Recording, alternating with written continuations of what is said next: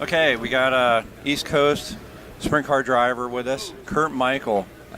Storied career in 360 and 410 sprint cars out in central Pennsylvania and all throughout the East Coast.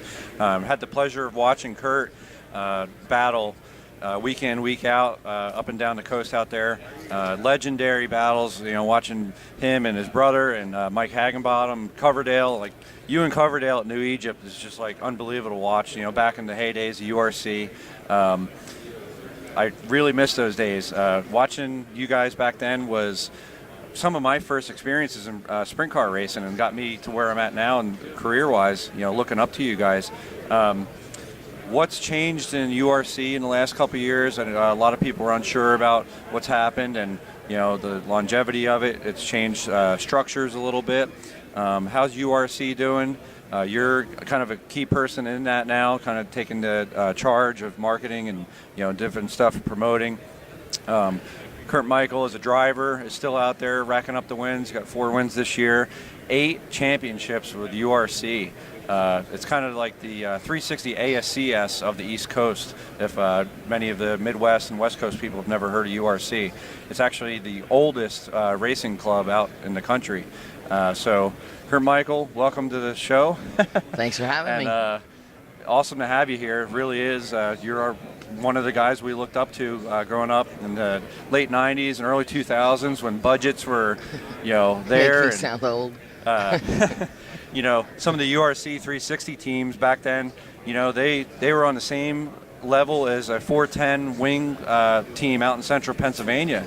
They coexisted. Big budgets, big haulers, just awesome racing you guys put on.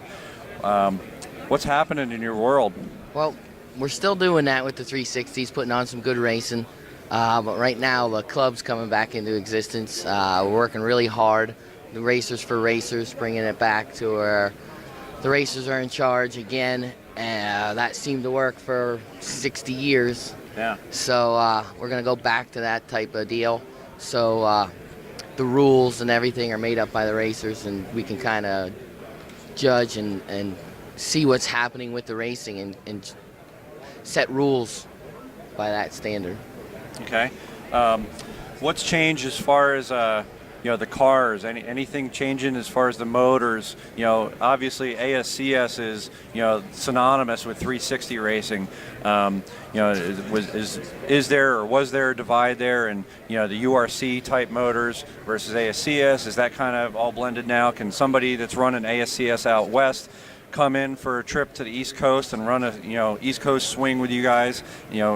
What's going on there as far as rules and informing the rest of the country about URC? It's basically all the same. You could take our race cars and go out there and race. Last year we went out and raced Eldora for the first time. I've never been there. That was an experience. We ran top 10th and 11th, I believe, but the one night we would have started second in the feature, and I forgot to go to the scale.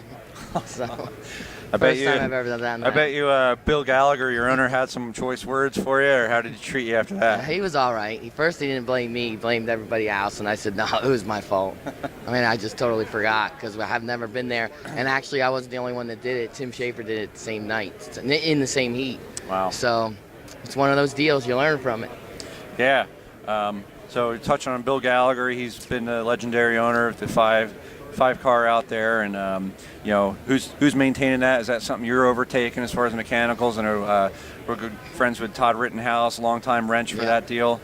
He's kind of moved on in his career. Who's the man behind the medal there? Yeah, I won a championship with Todd Rittenhouse as crew chief, and then my brother Sean took over, and he was a crew chief. We won 2 championships together, and then after that, I took over. And I have everything down in Ocean View, Delaware, do all the maintenance, and then drive up to the races. Could always use more help, definitely, because I basically do it all myself, and my dad helps me out a little bit. But we haven't been racing for championships here the last few years. We kind of had a little medical situation with my wife, and I took off last year a little bit. And this year is when we came back really strong and won 4 races and stuff. So I was happy being able to do the maintenance and didn't have any DNFs because of my maintenance or lack of maintenance. Yeah, that's good. And are you still active in the graphics deal, or do you have your own business still? Yep. We do vinyl. We do T-shirts and drawing of just everything to make a buck. That's it. That's the one thing about the true racers we have out here is, most of them are, die-hard workers working 100 hours a week. And, it's always the one thing. If you're not doing 80, 90 hours a week, you're not doing enough. So it's awesome to have Kurt Michael here for sure.